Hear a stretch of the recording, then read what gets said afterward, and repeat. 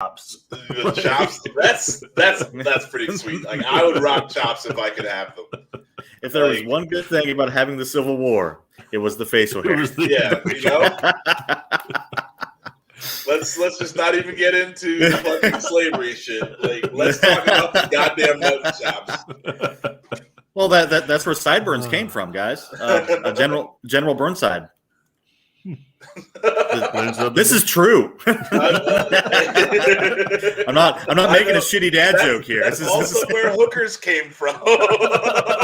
No, I think they've been around for a while.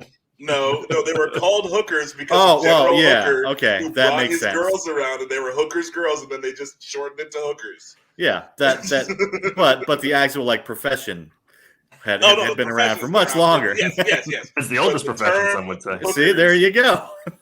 The term hookers comes from the Civil War. I'm not sure how that works, by the way, as the oldest profession. I mean, it's a good it's a good sounding term, but I don't know how it.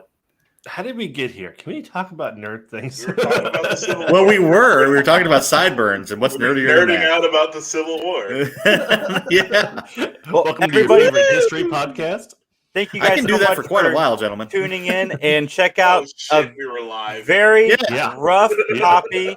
Why do you think I said that? We got a very rough copy of the new intro. We don't have the music to it yet, but it's so exciting. I couldn't wait to share it with everybody. So we will see you guys. Maybe you should wait. Just play the old one. Very soon. The one's finished. Oh. Now we have spooky no sound intro. Spooky no sound I'm very intro. uncomfortable about this. I mean, we can all make our own music for it. Yeah. Three Geeks podcast. I just started screaming at it. Wait a minute. There should be audio with this, right? Is There should be. One of Casey's? Is it we're doing one of Casey's intros things? Yeah, I don't know what happened to the music. Casey recorded a couple of really good intros for us. Yeah, he did. Oh.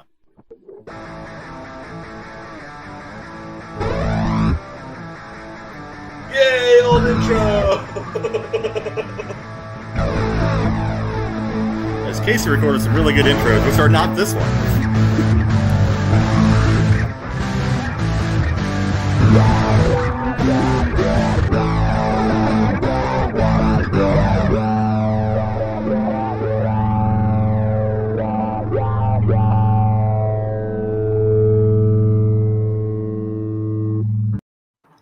We're back again.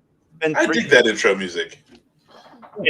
Well, the Casey thing wasn't music; it was just a fun. Yeah, it's just him saying stuff, silly things like Casey as want to do. Absolutely, but I promised it, and I'm going to give you guys just another couple seconds, and then I have the Casey intro that we can share with everybody real quick. There we go. Are we sure now? Yeah, it's uploading. I forgot to put the audio on it when I made the video. Nice. I forgot the very important part of making a video, which is the audio. It's been a real long show. Yeah, It's just us miming. I mean, This is the intro for the Three Geeks podcast by Casey Plott. Love you, Jason. It's Sunday at noon, which means it's time for the Three Geeks podcast, starring your hosts, Jason, Max, Dan, and Justin, occasionally starring John, and or Mike, possibly with Scott. Sheesh. No Angela, Pamela, Sandra, and Rita? Maybe even Alvin, Simon, and Theodore. God, it's a lot more than three. Well, sit back, relax, and enjoy the show. And here are your hosts. Yay! hello. He did so Yeah. good. He did great. Yeah, he does good on that. Mm-hmm. Except the love you, Jason part. Maybe you could leave that part out. That's my favorite part. Of course it is. We should clip it and just slide it into random parts of the conversation. The rest of us are fucking dog shit, but at least Yeah, you know. It's fine. it's cool. I can't be mad at Casey. I love Casey. Yeah, he's What if fun. Mick would have done it, Max? Oh, and Mick is also dog shit, so that's It fine. would have been Like, completely it's crap, whatever. you know. I don't really care about anything Mick says, so it's Well, what if I whatever. told you that was Mick masquerading as Casey? I I don't believe it. I know Casey's voice when I hear it. That's I just wouldn't believe you. That's funny. Speaking of Mick and Casey, they did a 200th episode or a 2-year anniversary, and I was able to jump on there. I ended up being on there for like the last hour of the show. I was only supposed to be on for like 2 minutes, but it's fun. It's just us ragging on them for an hour because Funny Science Fiction joined me, so it was a lot of fun. Check it out. Well, that sounds fun. Good times. But we haven't been here. It's been 3 weeks of old shows, and then now you finally get us. And then next weekend it'll be some kind of a new show that we're gonna just kind of a new show. Something that's re-recorded from either Origins or Indiana, or I'm sorry, Monroe, Indiana's this week, and that will be from the future. Greetings from the past. It's the Three Geeks podcast. We are all interested in the future, for that is where we will live the rest of our lives. Indeed. Dan is slowly turning into the Joker, everybody. No, it's okay. Although Cesar Romero was always the best Joker. Yeah, you should have painted over your mustache as well. Oh, it is actually green. I think it just didn't come out as well. I think we can all agree that Jared Leto was the best Joker. Oh no!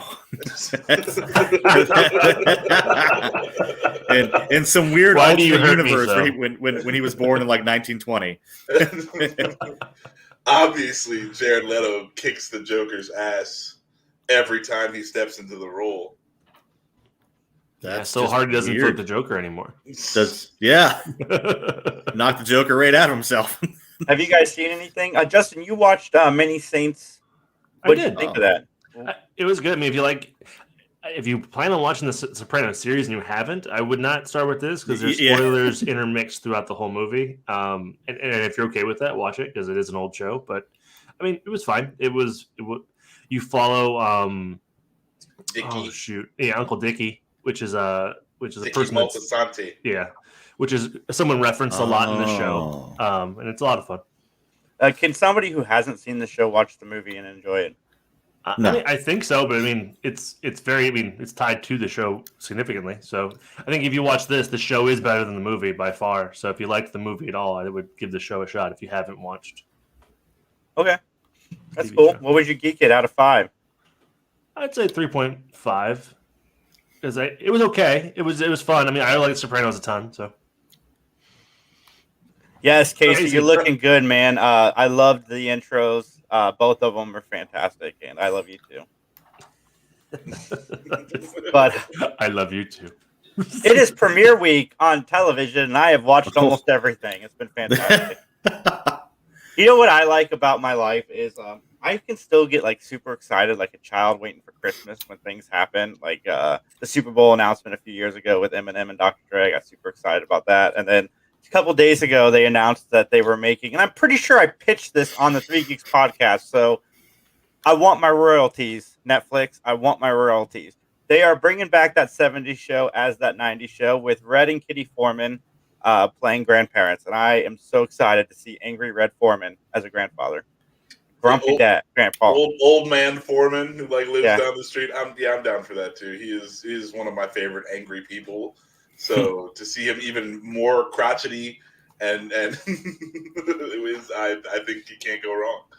And that chemistry was really, really good. So hopefully everything works out. It's a nice show. Yeah, they said they'll sprinkle some of the old cast, but it's the plot. The synopsis of the show is Eric and Donna's daughter goes to visit her grandparents for the summer, and then shenanigans ensue. And it's Red being protective of a daughter, so that should add some more fuel to his anger. All right. Fuel to his anger. We'll see how that goes. Can he just reprise his role from RoboCop? Yes. And still because that's what I want to see. Just one day, he just has like he gets hit on the head and has like a mental break and becomes Clarence Boddicker for like half a season. I'm sure they'll work that in, Dan. Yes, that sounds great. Just for you. But we are going to discuss our top 5 video games. Board games. Top 5 board games. Board games. Thank you. I made the wrong list. Fuck. Did it again. I wish I was no Book and Pen guy. Yes. I would be prepared for everything then. You could be digital notebook and pen guy because we have a physical notebook and pen guy. You could be the notepad. Yeah, notepad guy. I'm not gonna get into spoilers or anything, but I do want to say kudos to Dan for the campaign of D&D we ran this weekend. It was fun, and my overly violent partner Justin got us all killed. But you can murder hobos. All right. No. He was more OCD and wouldn't eat food off the floor. It doesn't sound like a thing I would want to do. It's fine. Especially like, if we're discussing like a D&D setting where it's I thought it was poisoned. Straight up. I thought as soon as I ate it, I was going to die. So I was like, I'm not eating that. Well, it kind of was, but not because the food itself was poisoned. Anyway.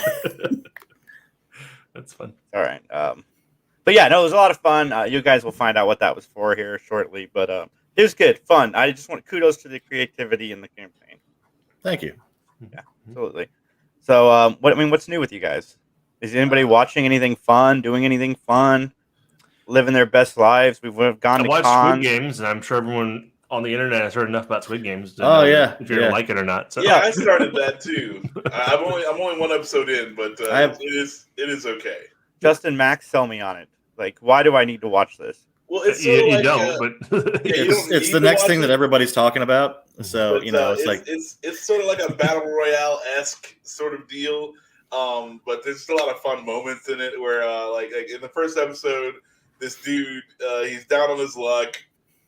He's a bad gambler and he owes money all over town, and this guy in a nice suit walks up and is like, I'll bet you $100,000, in this little game that we can play.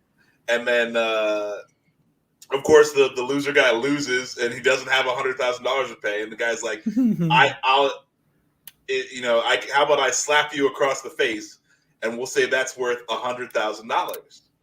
And the guy's like, okay, well, so he loses a game, gets slapped in the face, and then it just goes to this montage of this dude losing games and getting the shit slapped out of him until he finally wins the game. Oh. And he goes to slap the guy, and the guy stops him, and he just hands him $100,000 and walks away. Like, so it goes on further from there, but like. That is the first kind of like Squid Game that is played in the show, and it's worth watching just for that. Like it's, I think the actor, a guy whose name I don't know, does a really good job, like just getting slapped around. So it's so far it's worth it. I say if you're only going to go one episode in, you're not wasting your time. Yeah, watch someone get smacked around. Yeah, I mean, there's worse things you can watch. All right, I'll check it out. You guys got me because I have a lot of time. Television. The first I heard of it, you haven't watched the whole series. Yeah, really. It popped up on my thing, and I've heard people talking. I said, since you like The Circle, watch Squid Games. Nah, I wouldn't do that. Huh. That's not the correlation I would make. Yeah, dude, it's never right though. So. Right. I mean, like I don't know what algorithm they're running, but don't watch Squid Games because you watch The Circle. That's not. If you like a decent like battle royale style show, yes, watch Squid Games, but don't watch it because you watch The Circle. It's like you're not gonna know what the fuck is going on if that's The Circle was about two people in a room, right? And we're still it's Big Brother, except everyone's isolated. Oh, jeez. Yeah. Since you liked Hellraiser, watch Legally Blonde. Right. Yes. Dan, did you hear the new Pinhead is going to be a female in the Hellraiser reboot? Yeah, I mean, you can't do much worse than the guy that played him last time. So, whatever. Hey, the guy who played him nice last time was a very nice man. Oh shit! No, you can have. No, your I mean, opinion. he was very good, and it's not the. Talk to him. Yeah. It's just not the same dude. I'm sorry. It's like what's that dude's? I'm gonna screw him up, but Jackie Earl Haley, the guy that played Freddy in the remake. I mean, he didn't do a bad job, but I don't buy him as Freddy. I mean, he does a good Rorschach. What about Eddie? Yeah. I mean, he's not a bad actor. He's just I can't. Not Freddy. Yeah. It's So old Eddie Kruger. I don't know who's playing Pinhead though. Fucking Starbuck. Have they decided? I'd be down with that, honestly. Jamie Clayton. I dig some Starbucks. Let me see I'm familiar with her. What Jamie Clayton has been in. Battlestar Galactica, the blonde chick from Battlestar Galactica. That's no, not her. Oh, I thought he said he was familiar with Starbuck. No, she was in Sense8. Whoever Jamie was. Sense8, Designated Survivor, the L Word. She's been around for a while. Okay. You know who'd be a great Pinhead though? The mom from Archer. Didn't she die? Her voice would be great for it. Yeah, I know. Oh, I didn't know that. I know, but I agree. Yeah, it would be great if they brought her back from the dead. Would have been what a Cinnabite way to come back. That's perfect. You see, there you go. It even works in lore. Have you seen my son Archer? How you could die. Well, not as the mom in Archer, or the mom in Arrested Development, but yes, that's basically the same lady though. Yeah. There's always money in the stand. So good. And they burn the stand.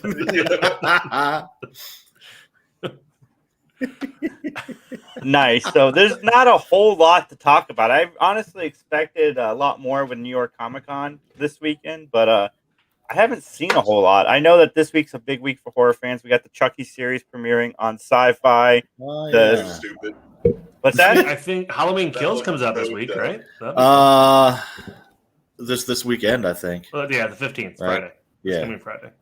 Yeah, but you're not a horror guy, Mac. The Chucky series is getting a lot of good but it looks bad, though. I saw the commercials for it. I mean, like, I can appreciate really good horror when it's well done. This show looks stupid. Like, I don't...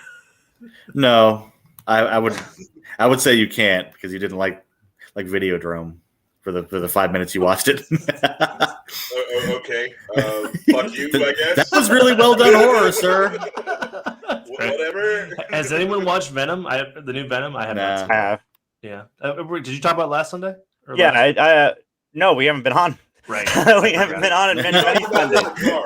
We talked about it in the car to work. We did. Oh yeah. There we go. That's why it sounds familiar. But my thoughts on Venom are if you liked the Eddie Brock and Venom banter in the first movie, then they just doubled down on that for this. So you're going to love this. If you didn't, then stay far, far away from this movie because as much fun as Woody Harrelson is playing Carnage, it's not worth the 80 minutes that you're going to watch it.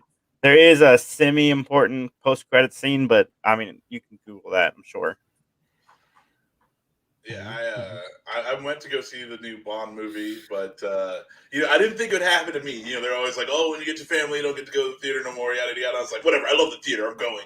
And no, it turns out that I'm wrong. And, yes, you don't get to go to the movies as often as you'd like. So I definitely intend on seeing the new Bond film and a couple other movies that are coming out, but I have not. I saw the Bond one. That was fun. Yeah, I do want to see that. Mm-hmm. I'm a big James Bond guy, so I'll go see any James Bond movie. But Except I liked it. How would you rate this one in the Daniel Craig Bond movies? I mean, Casino Royale is still definitely up top. Somewhere in the middle. Like, it was fine. Like, it wasn't like it didn't blow my socks off, but it was. I mean, it's a conclusion. It is 100% a conclusion. If you want to see Daniel Craig have a conclusion, this is it. All right. Now, how would you rate this as a Bond movie in general? I mean, GoldenEye being number one, this being somewhere again. Really? I think somewhere in the middle. Okay. I think you can definitely miss it, right? But I wouldn't if you like Daniel Craig and like James Bond. Like, this is a great. Like, I don't know. I liked it. But I am curious about GoldenEye being number one, but okay, yeah, that's fair. That's my favorite James Bond movie. That's acceptable. That's fine. GoldenEye is probably my favorite Bond movie because that was like the first Bond movie that I ever actually saw. Okay. Mm-hmm. And it's harder for me to watch the older James Bond movies because of the Connery ones are all made in the 60s. Yeah. And then the Roger Moore ones are all like super hokey. And then fucking what's his face just sucks. Timothy Dalton? No. Just sucks. He had some decent ones. They all had shitty movies at some point. So I mean Goldfinger's my number 2. I intermix those every once in a while between what day it is. Yeah, I would go with Live and Let Die. But yeah, that's a good one.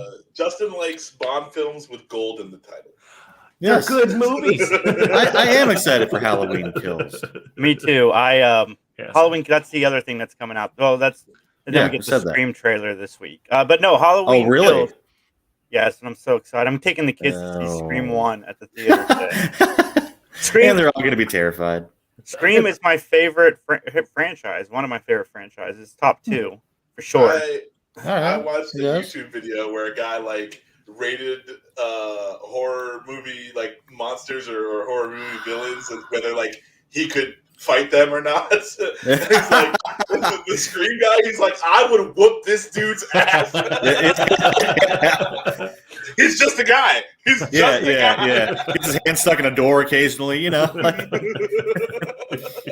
But I'm all in for Halloween Kills. I'm so glad. I want to see it in theaters this weekend, but it's also premiering on Peacock. So it's another thing that makes my Peacock membership kind of worth still having. Because where we're going with that. AP Bio. I was waiting for an innuendo there, but no. It makes my Peacock do what? Yeah. Because Peacock, all I get is AP Bio, Saved by the Bell, which is okay, and then occasional psych movies. It's like literally the only thing Peacock has given to me. Classic wrestling. They have football on Peacock also whenever the football is supposed to be on NBC. Oh, that's cool. That's convenient. I mean, it's not exactly for Jason, but that is a reason to get Peacock. Yeah, it's a perk. It's definitely a perk. No, I kept it for classic wrestling. Nice. Old ECW. I was watching some classic wrestling when I had the WWE Network. Quite a bit of it, actually. Yeah, some is okay. Some is god awful. It's just Yeah, I learned that. I like most of the stuff with The Rock, though. I don't know what I saw in Hogan back in the 90s, to be completely honest. Like, I don't get it. You were a kid. No. Hogan has never been one of my favorites. Well, Hogan in the 90s? Yeah. Because I mean, late 90s was NWO when he became relevant again. But before that, he was not. Yeah, NWO Hogan, I don't mind. I'm talking like early Hogan, 80s, late 80s. Okay, mid 80s. Yeah. Yeah, he walks around a lot. He flexes and then does a leg drop. That's pretty much Hogan. Like his special move is a leg drop. Like, what the fuck? But that dude was a draw for whatever reason. It was a big leg to get dropped on you. Okay, but there are bigger legs. Like, yes, there are. Like it was. I just never understood Hogan. I never understood why everyone connected with Hulk Hogan. Like, it just does not make any sense to me. Because he was a real American back in the time. You could play Lee Greenwood over him, and it'd be fine. Yeah, Has anyone watched Star Wars Visions? Sorry, Max. Ooh, I did watch Star Wars Visions. I have not. It is okay. There are like, I'm gonna say 3 super solid ones, and then everything else is just kind of bleh. The problem that I had is like they play like the best one first. Oh, that sucks. And then it's like, okay, and then you're hoping they get back to that level, and it's like 6 or 7 episodes before they do, and it's just chasing greatness. I'm like, why did you play this one first? Like, they could have easily played that was my problem with it. We're gonna have an Animaniacs episode about it, but it's okay. I'd say it's worth watching if you dig anime. Like, it's got some good stuff in there. Nice, sweet. Well, we're here today to discuss our top 5 board games. Has anybody done their research? I know Max. I did. I have board games for you. I have a list. I have board games for days, sir. I am overly prepared, I would say. Are you? I feel like I know Max's number 1. All right. Based on Origins. Top 10 board games. top 10. Dude, now I'm screwed. I did See, not there. Oh God, it's a hand. He's coming right for us. He's coming right. Leatherface. Well, that's kind of fun. I like That's a that. board game. That's a board game. Maybe It's it He-Man could be. Leatherface. I do It's not an want to be Atari playing that game. board game if that's the dude that. Like... All right, let's get into our board games. I'm gonna start with myself today. All right. My number 5 game is something that I loved to play as a kid. I played it with my buddies Jason Fury and Dustin. Here is my number 5 game right here. Hero quest. Deep inside another dimension, face battling barbarians and evil magic on a quest for adventure in a maze of This game's worth like $300 now. quest. Do you still have it? Yeah, no crap. Means mastering the arts of I want it so bad. I had a Star Wars game that was like that I bought it for $1 at a garage sale, and I found out after I destroyed it, it was like $100. Like, oh. Was it the Star Wars Risk one? No, it was like Star Wars Duels. Oh wow. It was a lot of fun. It was like a card-based game, and that's on my list. I'm changing my list. Nice. See, well, that is my number 5. Max, what was your number 5? Okay, my number 5 goes to Monopoly, but not just any Monopoly. It has to be Bob Ross Monopoly. Oh, shoot! This game is fun and makes you feel good. It's fun. the best version of Monopoly. Like, it even beats out Star Wars or anything like that. Any other fucking thing that you could throw at Monopoly. Like, Monopoly's got every iteration yeah. now. But Bob Ross Monopoly is a Souffle of Madness. Okay. Yay. Yeah, so Bob Ross Monopoly goes number 5, just because it's still Monopoly, but it's Bob Ross Monopoly, so you feel good. So, like, what's the community chest like for Bob Ross Monopoly? Chest And like chance, like what's the cards like?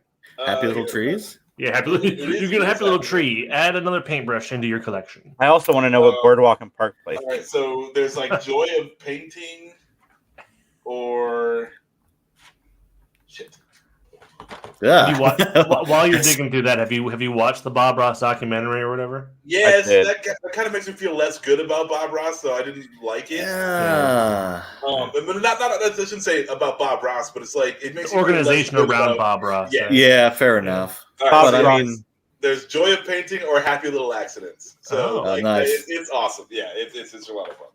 Yeah, but you know, one of the things that I feel bad about owning after watching the fucking Bob Ross. But if you like it, you like it. Oh, but it's good. It's happiness. Dan? Everything has its own, subtext though. Like you can read whatever about Bob Ross. You can read the book that the guy that had the show before him did, and he's like, oh, Bob Ross, what an asshole, but whatever. Yeah, but he's just jelly. Like that's just but that's the thing. I mean, jelly. You I mean, that dude is spreading grape jelly all over his chest, dude. No, I don't give a fuck about that guy's. I mean, you can be the nicest dude who ever painted a picture, and if you have an empire, you're gonna make enemies. So but that's but don't let it sour your picture of Bob Ross. He seemed like a cool dude. Yeah, it's just anyway. Just like Bob Ross's son doesn't even get like to use his last name when he's doing painting. Like that's ridiculous. That's wow. Mm-hmm. Yeah, but you do learn some cool stuff about Bob Ross though. So it's not all like fucking poo poo and this is the real controversy and all that. It's now Bob Ross the man is fantastic. Definitely check out the video. But Dan, what was your number 5? I cannot wait to hear Did Dan's you skip top Justin? 5. No, he did. Well, I'm going in the order that I have it on my screen. Oh, okay. My number 5 is Crossfire. Okay. I loved Crossfire. If you remember that. Just for that commercial alone, and you're gonna have to look that shit up. But I had that, and it was loads of fun just to shoot the weird little marble targets with more metal balls. Yes. But yeah, it wasn't what the commercial promised it would be, but it was good. Oh, I remember I remember this. Yes. Yeah. Yes, dude. One of the greatest board game commercials of all time. Oh yeah.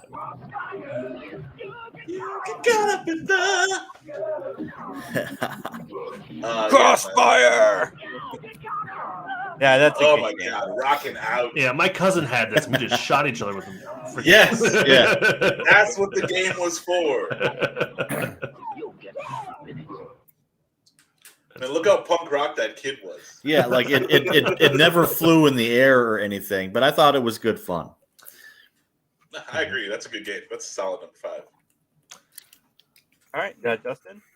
Mine was, and I was kind of thinking of the most recent games I played and kind of ranked them with that. But King of Tokyo, I really like King of Tokyo. Ooh, that's I love monster creating like things. It's a lot of fun. Yeah, that's higher on my list. Cool. Right, Whoops. Hold on to it, Mr. Justin. My number 4 is the Game of Life. Huh. I used to get like 3 trucks full of children and have to drive around the board. It's a lot of fun. I've not played Life enough, apparently. I don't remember having 3 trucks. Sounds like a terrible time, but okay.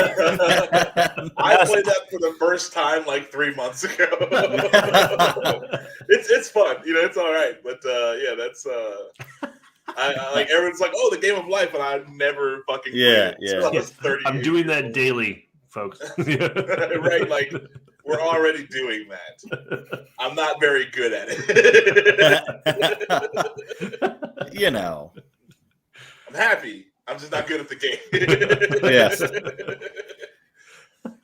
Nice. All right, Max. Sorry. Oh, okay. So my number 4 is also an oldie but a goodie. It goes to Battleship. Hey, that was almost on my list. I love Battleship. Okay. I play that on the iPhone with people. It's still a lot of fun. Yeah. It's it's simple. It's you can play with anybody and have a good time. And it's just solid. You said that was higher on your list, Justin? No. I almost put it on my list. Almost on your list. Okay, so Battleship number 4. All right. You sunk my battleship. I mean, it was so popular it made a movie. Not a good movie. Yeah. Made a movie for it. Did get a movie. Rihanna was in it. So kudos to Battleship. Staying relevant. Rihanna was in it. Staying relevant. That's the best thing you've got about the Battleship movie. That literally is the best thing I can say about it. I have not seen the Battleship movie. Neither have I. Nor have I. Oh, I'm the only one that's seen it? All right, then. Yeah. There's a whole lot of men.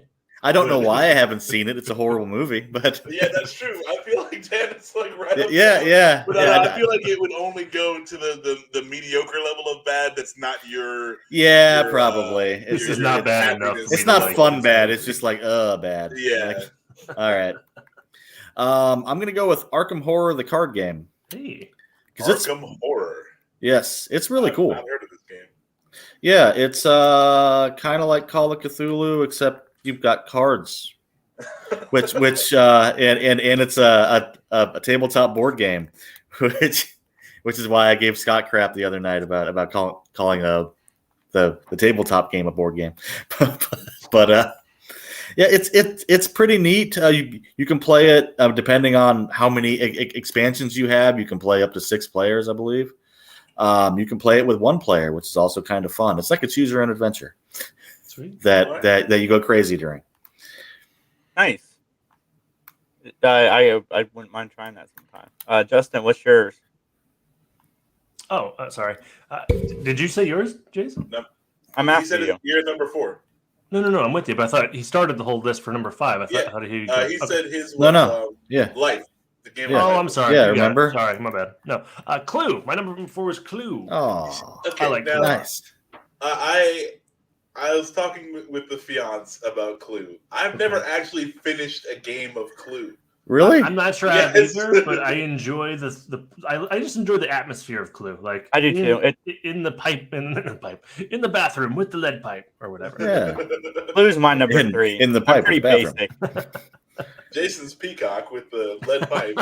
Yeah. Watching football. But yeah, to go to threes. My 3 is Clue as well. I love Clue. I love the movie Clue. I used to love the books Clue when I was a kid. I love all about movie Clue. Clue. Wait. That was a solid flick. Yes. Made out of a board game. Because I think Tim that's Curry. the only Tim Curry made that movie. one. Well, you had Madeline Kahn in that, didn't you? Yeah, it was a Maybe good cast. Tim Curry is the only person I remember from the movie. Though. Yeah. Yeah, Clue the movie was what's up. I dig that one for sure. Fun side note: if you like Clue the movie, check out a flick called Murder by Death. Murder by Death. It's a less known comedy. It's a stage play by Neil Simon, but it's got the same feel to it. Cool. All right. Nice. Max, what's your 3? My number 3 is, and Justin had mentioned this, but King of Tokyo. Hey. It is a really, really solid fucking game. Yeah, you get to play monsters and you like destroying Tokyo and like raid blasting each other. There's a lot of there's like raid blasting. There's like 3 different like there's a King of New York. And King of Tokyo Black or something like that now. And they have like a bunch of extra monsters. You can just like buy an extra monster pack and use that in your game. So yeah, it's pretty cool. It's pretty simple and easy to set up, which I enjoy. Because like the problem as you go higher on my list is it just gets harder and harder to set up.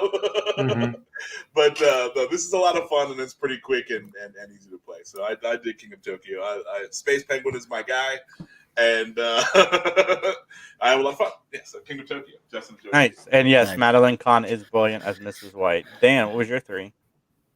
Oh God! I keep forgetting we're not going in a circle. Real quick, you can also check out all of the King of Tokyo movies. They're called Godzilla.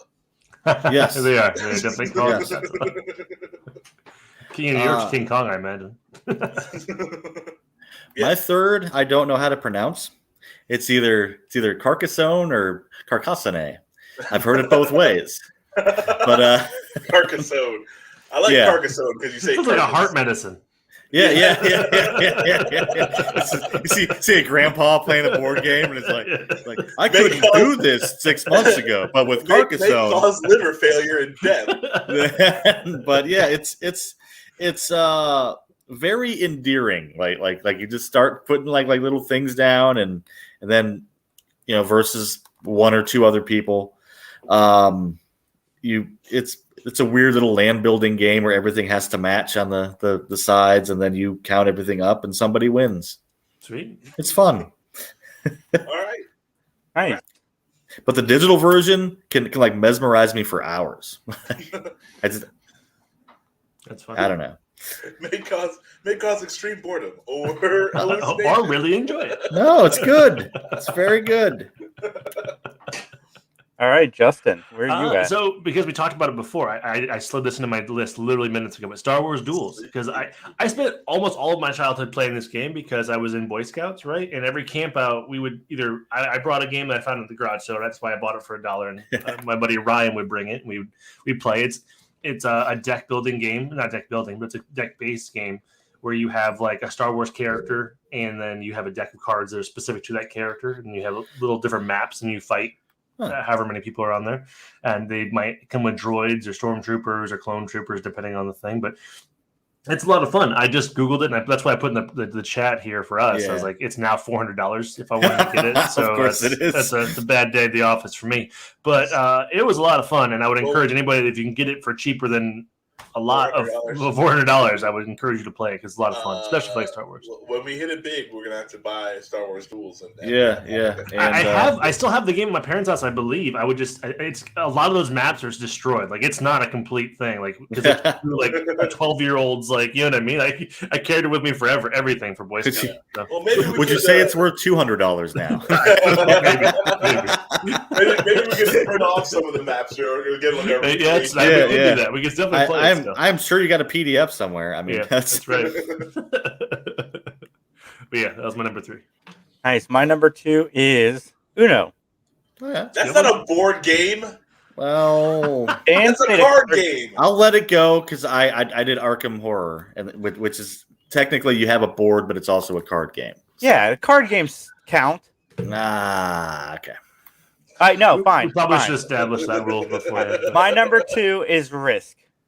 Okay. That's my number 1, but I agree with you. It's not a game. Okay, all right, we'll save it for Okay. Dustin. All right. My number 2 is this is the version I have right now, but I can just say Axis and Allies. Oh, that's a good I've one. got nice. Axis and Allies and Zombies, which is a fun little twist to it. I do want to get the you can add this to the 1941 version of Axis and Allies. And, that's cool. So it plays a little more legit, but this is a lot of fun because it adds a whole zombie, all the players can lose, and the zombies can win. So that's pretty fun. But Axis and Allies, it takes for fucking ever to set it up, but it is a lot of fun if you can get people to play for 6 hours and actually sit down and finish the game. It's the same problem with Risk or Monopoly. Yes. So like it is a haul to play it, but no, it's a lot of fun. I dig it. Damn. Mousetrap. Oh, that's such a good one. Oh, that's such a good one. Not so much for the game, but for the actual mousetrap machinations. I mean, that thing's fun. I don't think I've ever actually played a game of Mousetrap like so much as just set it up and done the thing. Yeah. Okay, we're done now. For sure. No, Mousetrap is what's up. I agree. That's a good one. Justin? All right. Well, was that a movie also? Did they make a Mousetrap movie? I'm sorry. No, they did. They did make a movie called Mousetrap. I don't think it was based on the game. Okay. All right. But we'll just say it was. Yeah, sure. I mean, fine. It doesn't have to be directly to be related. Yeah. I mean, you just need a mouse and a trap, I guess. Actually, you don't even need the mouse. I play Mousetrap every day. You just need a trap. Oh God! Discriminated for that. Yeah. My kitchen's a nightmare. This whole elaborate thing to catch the mouse, and he always gets away. That scoundrel. Damn it! By the time I turn the crank and the ball flies into the air, he's already gone. Ratatouille is my least favorite movie.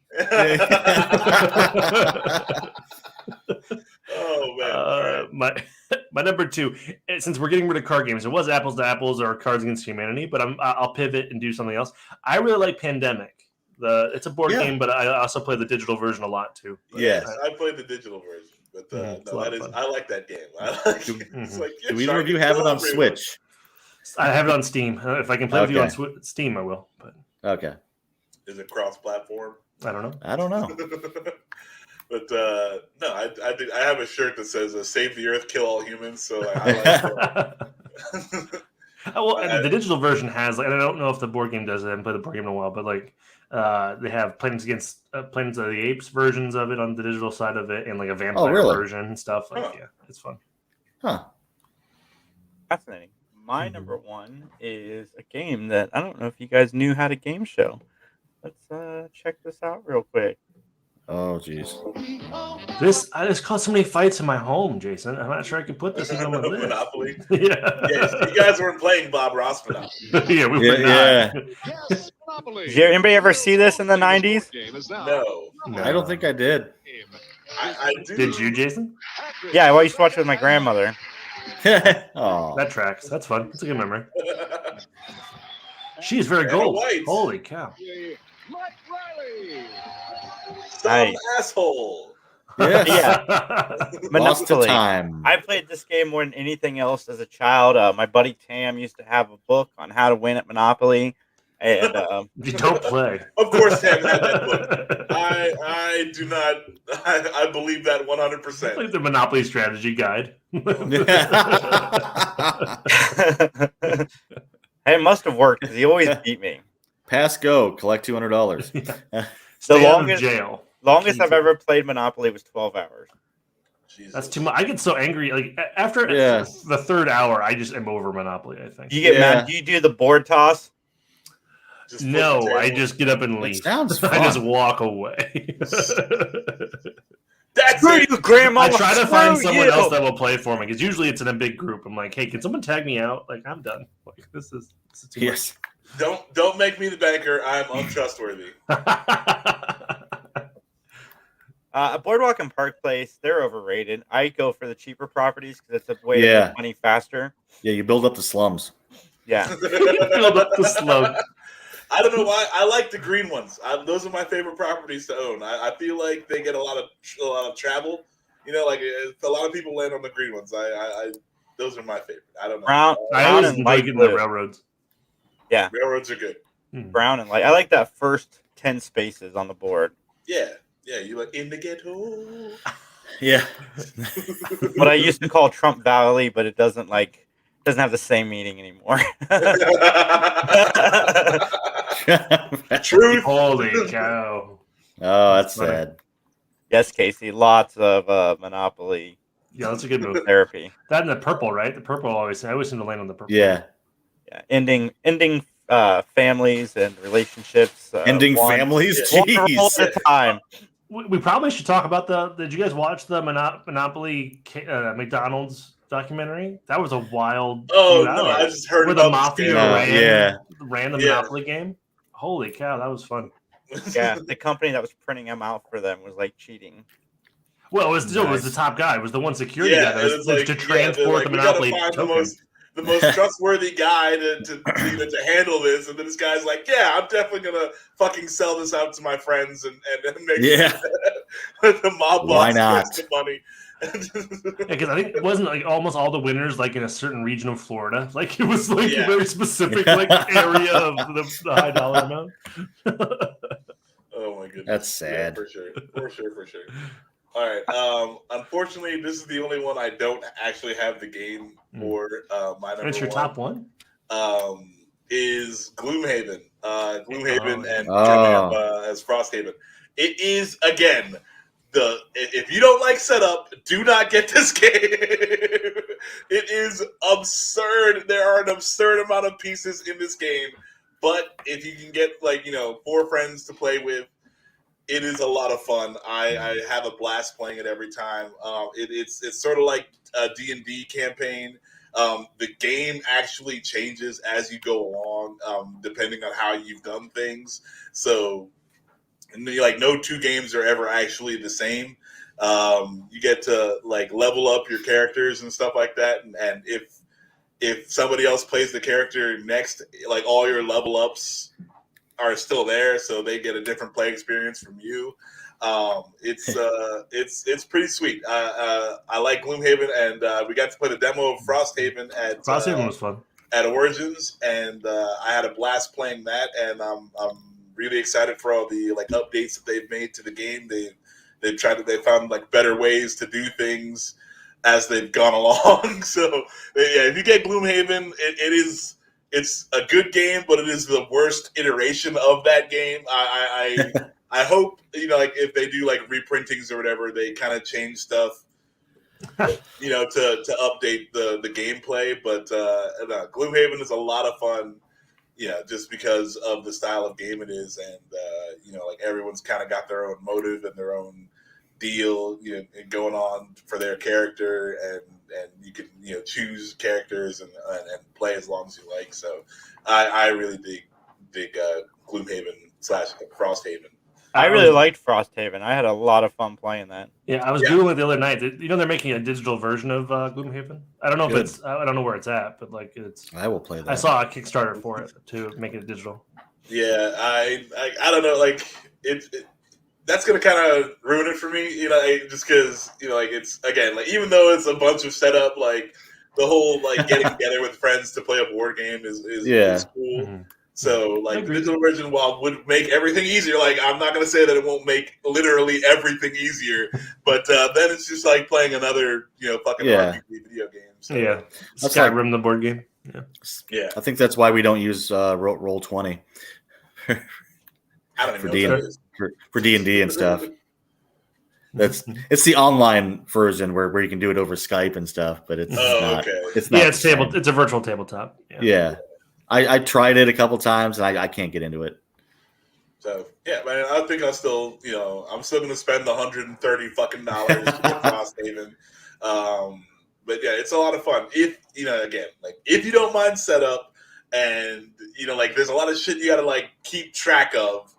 So don't do what this guy does and get high before you play every game. It'll be fine. It all works out. And also, it's good if you can get someone to show you how to play the game, because I guarantee you you're playing it wrong. I guarantee you. I found out when we played Frosthaven at Origins that we've been playing. That was a fun revelation. Yeah. We've been playing the game wrong this whole time. Nice. I knew it seemed too easy, and yet it's one thing, but like it would hurt both sides. So it's like we were doing poison wrong. Oh, so, okay. You're being consistent. Get poisoned and get poisoned. It's just call it house rules. It's fine. Yeah, exactly. Yeah. So if you can find somebody to show you how to play, that's obviously best case scenario. But I guarantee you're gonna play wrong. And that's okay. You still have fun. Yeah. Nice. Dan, what's your number one? Well, for me, there's only one board game that is above all others. And if you've gone yard sailing with me, you know what that is. Trivial Pursuit. Oh, and all of its 500 million iterations. It is the great thing. The only one that I hate is the sports one. Because I am not good at that at all. But yeah, like I'm just gonna answer Michael Jordan to everything. Yeah. Was it Gale Sayers? And some of those, like if you can go back now and find the second edition from like 1984. Oh God, that's hilarious to try. But that's what I got. Cool. Trivial Pursuit. Nice. Well, there was a movie made out of that, wasn't there? Yeah. It's called The Usual Suspects. But everybody lost that game. Yep. It's me, right? So yes. My number one was definitely Risk for me, because that's something I played a ton as a kid. And I had the Lord of the Rings version, and I just played that with my friends. Like, you're either elves, or you're humans, or you're orcs, and it was just a lot of fun. I really enjoyed it. My friends and I, we would not drink before or during the game, because whenever somebody would go to the bathroom, whenever somebody would leave for the bathroom, everybody else would come up with a plan to like come together and destroy that person, and without fail. Like our buddy Mike always won Risk. So then finally he decides to go to the restroom, and he comes back down, and he's destroying us. And he's dead. He comes back down, and we have him like moved all the way to this little corner piece of the game. So it turned into a game of, instead of Risk, let's beat Mike. That's all we did. Like the rest of. But that makes sense. If you're winning, you should anticipate the people that aren't winning to try to take you out, right? That's the whole point of that, I think. Yeah, and then we put soap in the socks and really beat Mike. You wait for him to fall asleep in his little. Kill all my countrymen, you fucker! Are you nice? And made us all do 20 push-ups for your mess up, Mike. Risk is fun, but you got to be willing to make the commitment to play. Yeah, because I was never part of the Risk crew. Like I never got in on that, but like I remember this in high school. They would like you had to have a sleepover to play the whole fucking thing. Yeah, like, you definitely did. It takes forever. That's like a medium to high setup game as well. Like, I mean, yeah, I remember like you would spend all of Saturday. Like you'd show up at like 10 a.m. and like people were leaving at 6 p.m. and we still almost didn't get done. Like, man. It's a long day. Yeah, that is a haul. I do have an honorable mention though. I also have one. Cool. Hold on. I'm not done with Risk yet. So one time fine. we were playing Risk, and our buddy Tam was the guy that was known for porn, right? He was always the guy that had it to supply it and put it out there for you. Excuse me? So we're in high school. It was easily obtainable in the 90s when he didn't have an overcoat and it was just like, yes, hello. yes. What you buying? So we spent about an hour trying to find one of these videos in Tam's house, and finally, after an hour, we couldn't find anything. So Mike's like, "All right, let's just watch Bean, the movie, because we've not seen it yet." So he puts in Bean, the movie, and sure enough, there's the porn.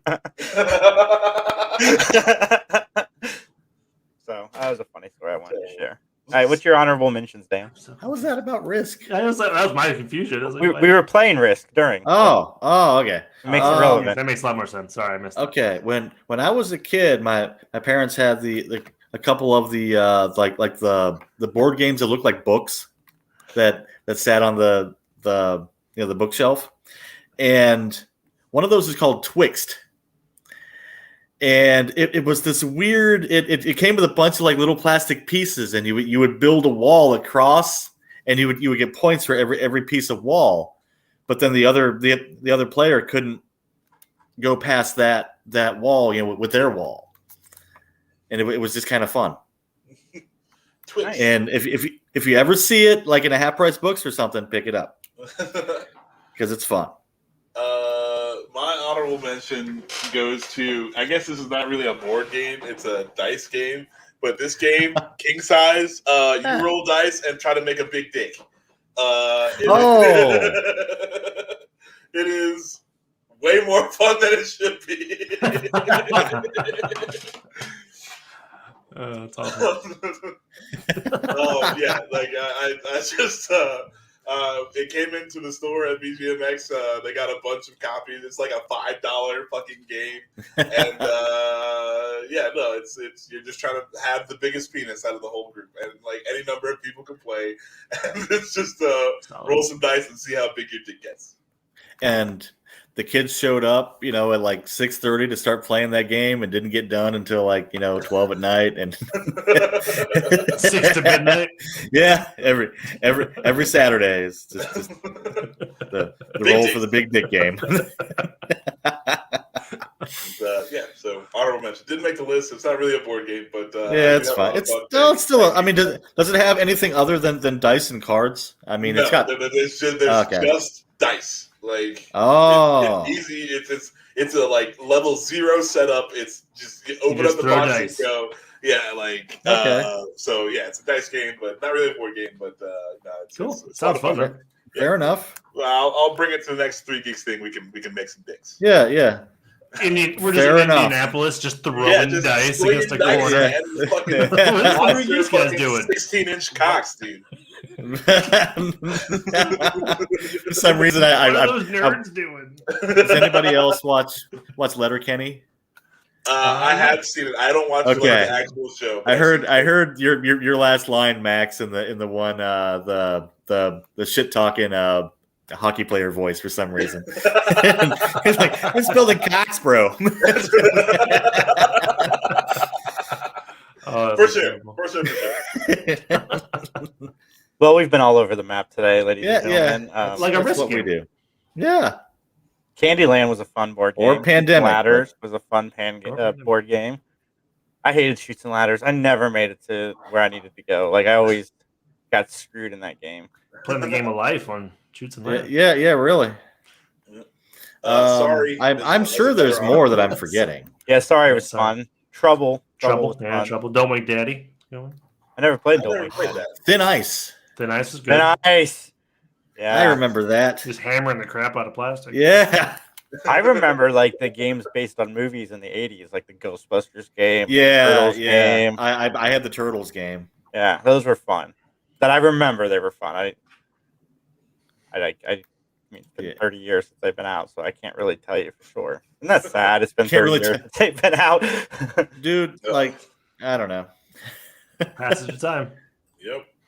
Yes, Hey. Casey, it was very hard in the 90s, and yes, Now- everybody had to. You've had that thing up for like 35 Yeah, minutes. yeah. Like, Now- they're like, oh yes, we can get Now around you answering. respond to it.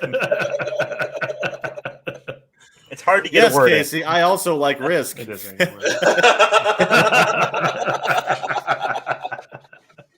Oh man. So like, I mean, I did Risk, but I feel like I like Axis and Allies better. I'd like so if I'd have to play it. But we should play sometime because I've not played it Yeah. in a long time. I've got Lord of the Rings Risk. I love Lord of the Rings Risk. I'm not playing Justin in Lord of the Rings Race. He just told me he's a fucking ringer. Like I didn't say I was good. I just said I like playing it. Sure you are. I mean, I like playing with the little army people. So you know. Max, I love playing Mega Man. I am not good at Mega Man. Yeah, but I have not met anyone who's actually good at Mega Man, so that's fine. I'm definitely not good at Mega Man. I am terrible. All right, so I'm sorry, Dan. I don't like anyone that's actually. Oh, okay, good at Mega fair Man. enough. Nah, dude, Max, I was so mad. I had Mike over 5 or 6 years back, and I'm like, if you can beat one level in Mega Man 9, which is the hardest one in my opinion, I was like, I'll buy you something to eat. And he's like, okay, and he ended up beating the game in like an hour. God. You go to the shop, dude. You gotta stock up on things. You can't just play every level vanilla. That's cheating. It sounds like cheating. No, it's not. It's how the game works. Sounds like cheating. Play it vanilla. No, you're cheating. Like in Simon's Quest, you don't play the whole thing with the whip you have in the beginning of the game, or like Zelda with the colors. What? No, not that kind of Simon. Yes, you whipped the crap out of that. Simon kept telling me to do terrible things. Yes, and I had to do them because it said Simon's stats. They kept asking me who hurt me. It's Simon that hurt me every time. Oh man, I feel bad for anyone named Simon.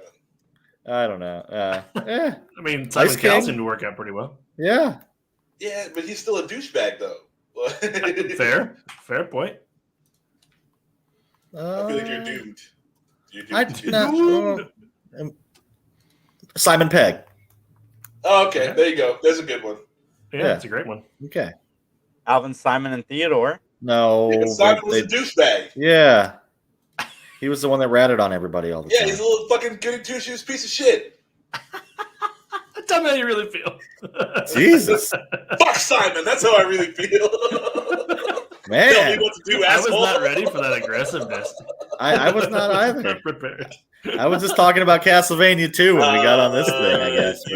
But, okay, fine. Zelda. I mean, you don't keep the Master Sword the whole or the wooden sword the whole time in Zelda. You got to get the silver sword and the Master Sword. Well, apparently not, because you can't get past one level in Mega Man. So, but that's Mega Man. We're talking about Zelda. Play one Zelda game and you're the best. With the wooden sword. Fuck yeah. I'm the best around. Hi, everybody. I want to let you guys know, coming up next, we're going to have us trying out Frosthaven in the second hour, so you guys can enjoy that. Check it out. Check out Gloomhaven. Also, we're off next week, but we will be playing a previously recorded panel from Monroe where we discuss comic book movies, and Max yells at a teenage girl, and she yells at him back. It's a lot of fun. And then the voiceover. I'll fight her too. And then coming up after that, we've got the Petersons are rejoining us to chat about horror stuff. And then we have Samantha Katana coming on to talk true crime sometime in the very near future. So stay tuned to all of that. I'm going to queue up the video, and I will talk to everybody soon. Enjoy us playing Frosthaven. See. Okay, yes, welcome to Frosthaven. You've played Gloomhaven before, I take it? We have. They have not. You have not, okay. So I'll kind of explain both. What we have set up here are the 6 new character classes that you start the game with. In front of you, you have the Drifter. The Drifter is basically a utility type character. He can attack at range, he can attack melee, he can heal. He can buff his enemy, or he can buff his allies as well. One thing that's really unique about him, and I don't want to touch your cards because for COVID, we're letting people keep the decks and just use the deck themselves. So if you want to look through your cards, they're awesome. He has a lot of abilities that he can use like 5 or 6 times. And when you do that, you mark them off with one of your counters. Gotcha. When you use that ability, it buffs up an attack or a heal or even like the range on one of your attacks. Gotcha. You have Blinkblade. Blinkblade is a really interesting new character that can kind of warp the laws of space and time. As you can see, he has 2 initiative values in the middle. So he has 2 modes. He has fast mode and slow mode. When you're in fast mode, you also activate the green abilities. When you're in slow mode, you also activate the yellow ability. You start off with 1 time token. To go into fast mode, you have to spend the time token, but when you go into slow mode, you get the token back. You can only have at the start here up to 2 tokens, 2 time tokens. You have Bone Shaper. Bone Shaper is kind of your classic necromancer.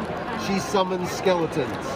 She also summons a really powerful guy called the Wraith that can fly and has damage reduction, basically. The problem with Bone Shaper, though, is when she summons a skeleton, it takes her life to summon it. And she doesn't start off with a ton of life either, so you have to be careful about how you arrange that.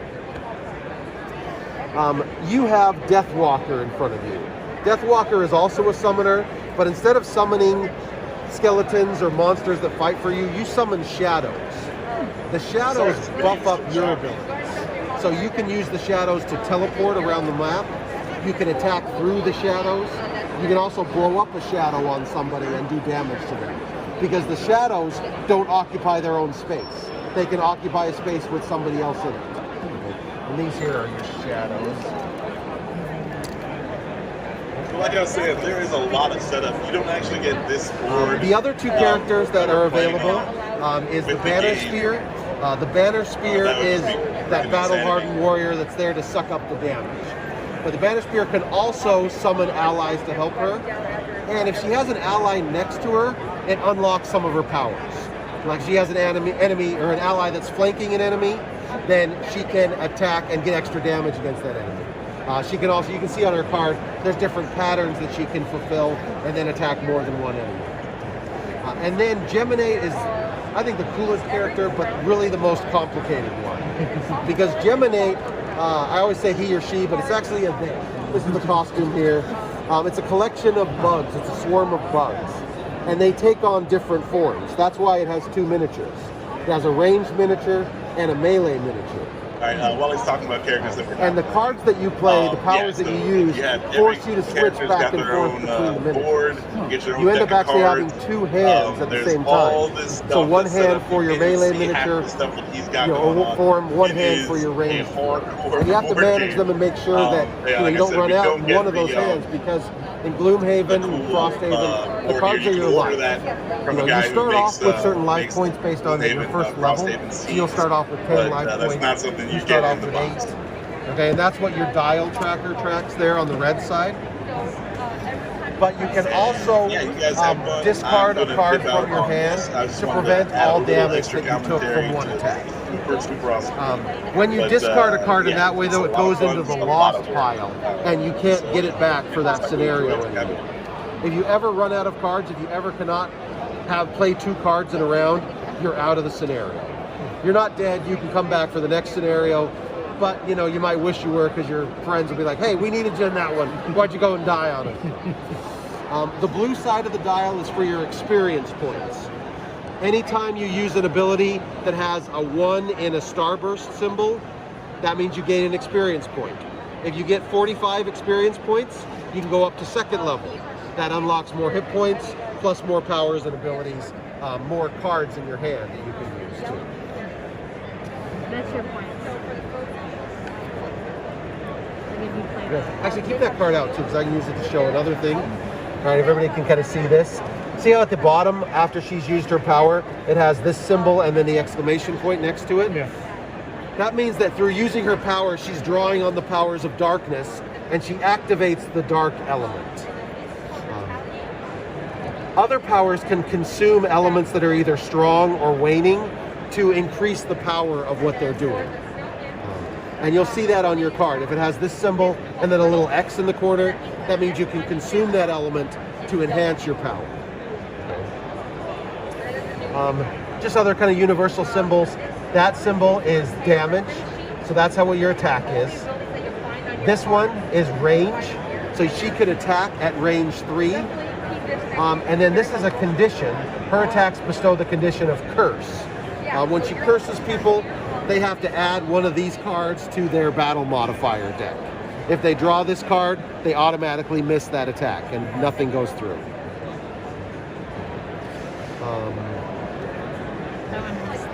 Right, yeah, okay, so a couple of other symbols too. If a card ever has this symbol, so the card with an X on it, after you play that card, the card goes into your lost pile. It does not go back into your discard pile. So those cards are generally more powerful, but you really can only use those once a scenario. And then if it has this symbol here, the infinity, that means that that card stays out there until something destroys it. So in her case, if she summons the Shadow Beast, that stays until it gets killed, and it only has 1 life. All right. There's a couple of other things too. This symbol here means loot. So normally if you wanted to open this treasure chest, you would just end your movement on top of it, and then you could open it. Since she has this power, she can end her movement 1 space away, and she can actually loot all the tokens within 1 space away. Yeah, I think we could probably just jump in and start playing. So what you'll do is you have your full hand of cards. You can look at all the cards and you'll choose 2 to play. When you play cards, you play the top of 1 card and the bottom of the other card. You can always use right. So with these cards too, if you decide, I don't want to use that power, I don't want to lose this card, you can always use the top for a basic 2 attack, and you can always use the bottom for a basic 2 movement. Where do we start at? And then that number in the middle there, that's your initiative number. So that's when you'll be able to go in the round. So yeah, go ahead and choose 2 cards. What's our mission? Good question. Your mission, you're going to start here by, you're warming yourselves around the fire. So go ahead and put your mini there. Oh, she looks just like my boy. And you get an urgent summons to rush to the docks and get on the boat. All right, there's some refugees coming in, you're trying to help them out. But as you prepare yourselves to leave, just almost as if they just summoned out of the ice, these 2 giant beasts pop up. These are the frozen corpses. In Gloomhaven and Frosthaven, there's always 2 different types of monsters. There's elites and non-elites. Well, elites and non-elites. And they have different statistics. So the non-elite has 7 life, 1 movement, and 2 attack. It also has a shield of 1. So any damage it takes, it prevents 1 damage. The elite has 10 health, 2 movement, and 2 attack. It prevents 1 damage, and it also has this thing, if you attack it from melee, it retaliates for 1 damage. So you would take 1 damage.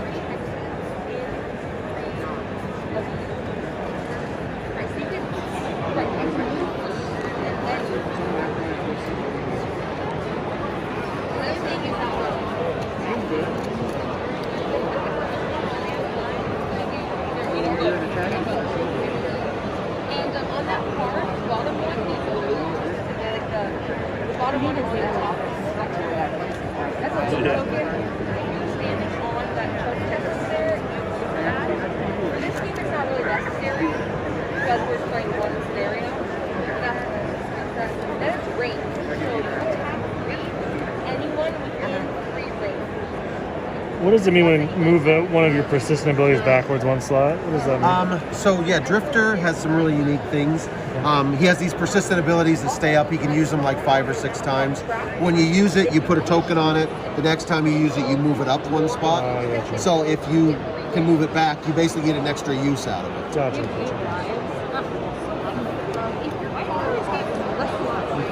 Drifter has 10, so he needs to be right up there front and center. Okay, everybody ready?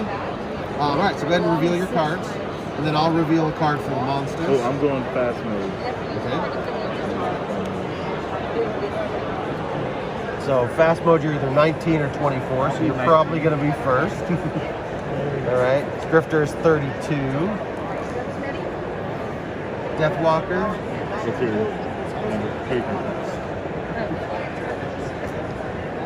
86 or 32. Okay. So you guys can choose who you want to go first, Death Watch or Drifter. I'll go first. Okay, so you're 91 or 83. You probably, it's up to you. You can either go before the frozen corpse or right after. It doesn't matter. I'll go after. Go before. Go before. I shouldn't even give you any option.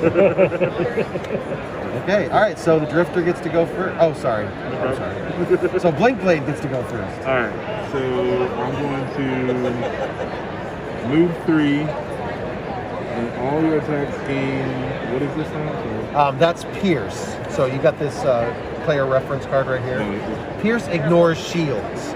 So that's a good ability to use against these guys. Okay, awesome. And then activates the wind energy.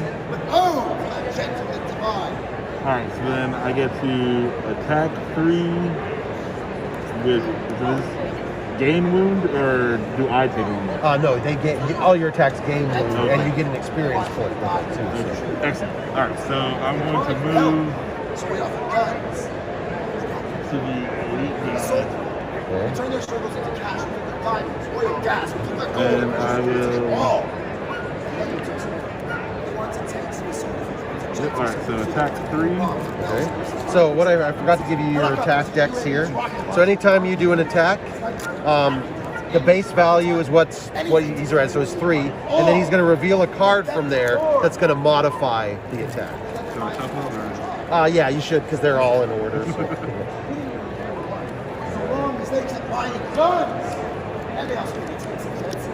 Alright, there's your.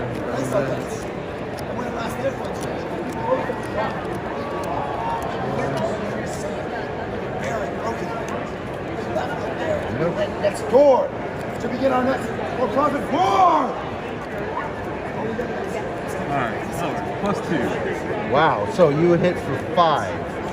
Alright, so he would prevent for 1, but you have Pierce, so it doesn't do anything. Yeah. So he takes 5. I don't like that. That's not nice. And he's wounded. Yeah, and he's wounded. And you would get an experience point, so you can move that up. So he's number 3. Okay, so he still has 5 life left, so he's still pretty tough. But now you actually get, so you can move again if you'd like, and then you can attack again. I think I'll just stay right there and just attack again. Okay. Oh no. Everybody, yeah, that is Crosshaven. That's a miss. Please take the time to like, there, so now you reshuffle subscribe, and comment down below. Thank you guys so much for tuning in. Follow us at 3 Geeks Podcast, and we will see you guys next time.